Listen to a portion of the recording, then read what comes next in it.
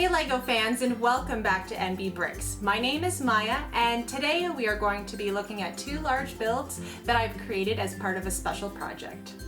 A local museum has a display on right now of different historical buildings in my city built out of Lego, and I was invited to add a couple of builds to the display, which of course I jumped on board with, and I was able to create these two within a couple of weeks to bring down to add to the display.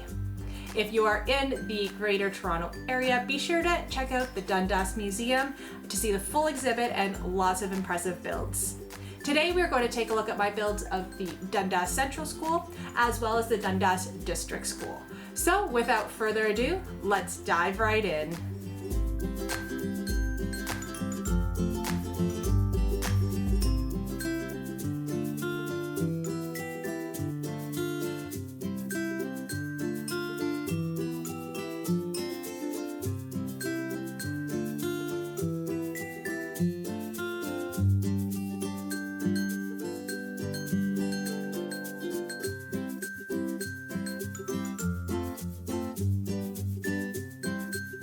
First off, let's take a look at the Central School, which is the first one I built and the larger of the two buildings.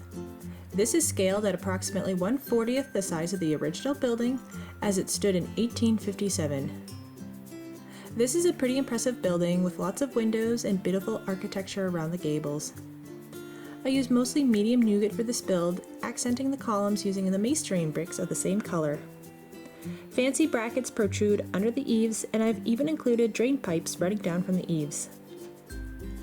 The side roofs are angled at 30 degrees, while the front is at 45 degrees with a tall tower in the middle.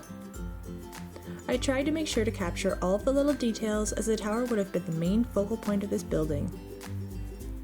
The barge board under the gables was the most difficult to achieve, but I do like the end result. I finished off the build with some simple landscaping out front using the bright light green color accented with some foliage pieces and grates covering the basement windows.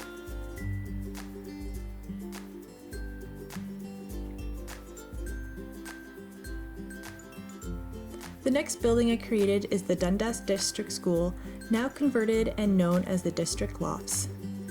This is built based off of the original school as it stood in 1929, scaled at approximately 1/44th the size.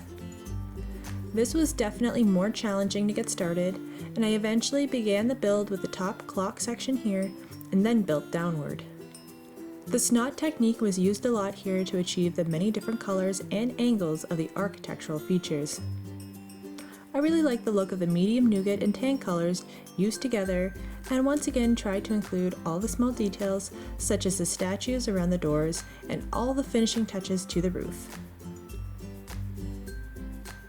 The original building had pretty plain sides, so I opted to go for a facade build in this case, only building it 6 studs deep, and to focus more on the front of the building, and then I added in lots of landscaping to make up for this.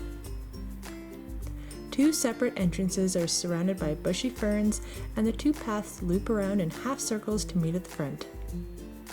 There is a red leaf tree on the left and a green leaf tree on the right, so I included both of these in the build as well.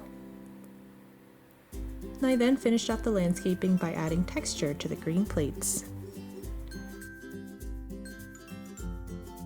And that covers everything for these two builds of beautiful historical schools. If you're in the area, don't forget to head down to the Dundas Museum to check out the full display, including these ones. If you like these types of builds, be sure to like, comment, and subscribe below to let me know.